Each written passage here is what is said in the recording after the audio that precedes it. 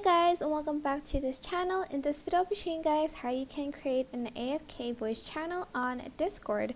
So you might want to create the channel now. For instance, you want to add it under voice channels or anywhere you want. I'm just going to add it like under, I might add it under a new category, but I'm just going to select create channel here and then name it as AFK or any channel name that you want. Make sure it's a voice one as well.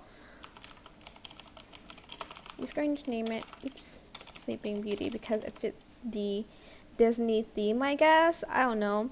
Then go here and go to server settings and then select the channel that you want the AFK people to go to, and then select the inactive timeout. There's 1 minute, 5 minutes, 15 minutes, 30 minutes, and there's up to an hour. I usually select the 15 to like 30 minutes one. Then once you're done, you're just going to select save changes, and whenever they're in a voice channel and there's like no activity, there's like no sounds coming from them, and they're like idle for a very long time, they are going to be moved to the channel here.